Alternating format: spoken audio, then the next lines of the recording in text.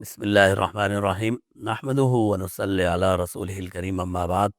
Programme اعمال رمضان میں آپ سب کو خوش آمدید۔ یہ رمضان المبارک کا مبارک مہینہ ہے اور اس ماہ مبارک میں آپ کے ساتھ یہ گفتگو کا سلسلہ ہے۔ رمضان المبارک کی جو سب سے بڑی عبادت ہے وہ روزہ ہے۔ اللہ رب العزت نے قرآن کریم میں ایمان والوں سے خطاب فرماتے ہوئے ارشاد فرمایا، یا ایھا الذین آمنوا کتب علیکم الصیام کما کتب علی الذین من قبلکم لعلکم تتقون۔ اے ایمان والو، تم پر بھی روزے فرض کر دیے گئے جیسے کہ تم سے پہلے امتیوں پر یہ روزے فرض تھے۔ تو سب سے بڑی عبادت یہ روزہ ہے، اور یہ روزہ ایک ایسی عبادت ہے جو اللہ کو سب سے زیادہ محبوب اور پسندیدہ ہے۔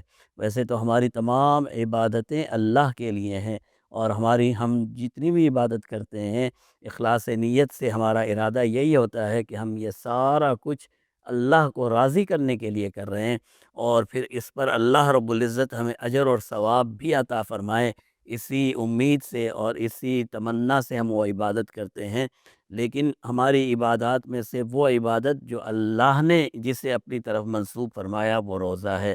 اللہ رب العزت نے ارشاد فرمایا کہ الا الصوم، ایک حدیث قدسی کے الفاظ میں دہرا رہا ہوں، اللہ فرماتے ہیں روزے کے علاوہ ہر عمل کا اس کا اجر اور ثواب 10 گنا ہو جاتا ہے، اللہ چاہے تو اس سے بھی زیادہ ہو جاتا ہے۔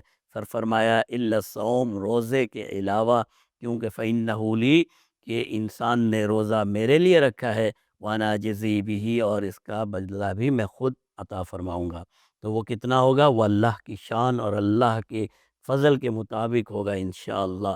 تو اسی لیے ہمیں پہلی بات تو یہ ہے کہ رمضان المبارک میں روزے کی پابندی کرنی ہے، اور دوسری بات یہ ہے کہ بلا وجہ اور بغیر کسی سبب کے، اور اگر تھوڑی تکلیف بھی برداشت کرنی پڑے تو تکلیف برداشت کر کے بھی روزہ رکھنا چاہیے، اور بلا وجہ اور بلا کسی سبب کے روزے کو چھوڑ دینا یہ ایک بہت بڑی بدقسمتی ہے کسی انسان کی۔ ہاں، ایسے مواقع بھی انسان کی زندگی میں آ جاتے ہیں، اللہ معاف فرمائے، اللہ تعالی ہم سب کی حفاظت فرمائے، کہ وہ روزہ نہیں رکھ پاتا، یا اس کی صحت اسے اجازت نہیں دیتی، کوئی مرض آ جائے یا کوئی تکلیف آ جائے یا کوئی ایسا سفر درپیش ہو جائے، تو اسلام نے، اللہ نے یہ اجازت دی ہے کہ ان حالات میں روزہ نہ رکھا جائے۔ اور مریضوں کے لیے خصوصی یہ بات ہے کہ اگر انہیں مرض میں اضافے کا خطرہ ہو، یا ان کی جان کو خطرہ ہو، یا ویسے ہی وہ برداشت کرنے سے یہ تکلیف بڑی محسوس ہوتی ہو، تو انسان کو روزہ نہ رکھے، اس امید پر جب اللہ اس سے شفا عطا فرمائیں گے تو وہ روزے رکھ لے گا۔ اور اگر کوئی بیماری اللہ معاف فرمائے ایسی ہے جو ختم ہونے والی نہیں ہے تو پھر اس کا فدیہ ہے۔ تو بہرحال روزہ ایک ایسی عبادت ہے جو ہمیں رکھنا چاہیے، اور بغیر کسی وجہ کے اسے چھوڑنا، یہ بغیر سبب کے روزہ نہ رکھنا، یہ بہت بڑی محرومی ہے، یہ بہت بڑی بدبختی کی بات ہے۔ اللہ تعالی ہم سب کی حفاظت فرمائے۔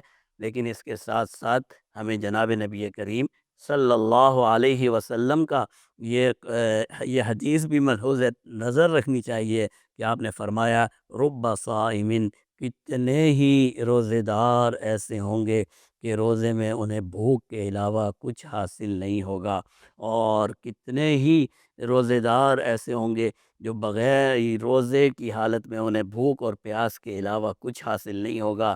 کتنے ہی راتوں کو جاگنے والے ایسے ہوں گی کہ جنہیں بے نیند ہونے کے، یعنی نیند کی کمی کے علاوہ کچھ حاصل نہیں ہوگا۔ یہ مقام ہمیں اپنی زندگی میں نہیں آنے دینا چاہیے، اور یہ اس وقت آتا ہے جب ہم روزہ رکھ کر روزے کا احترام نہیں کرتے، اور روزے کی جو روح ہے اس کے مطابق ہم عمل نہیں کر پاتے۔ اللہ تعالیٰ سے دعا ہے اللہ تعالیٰ ہم سب کو روزے کی قدر کرنے کی اور روزے کی روح کے مطابق روزہ رکھنے کی توفیق عطا فرمائے۔ وآخر دعوانا الحمد للہ رب العالمین۔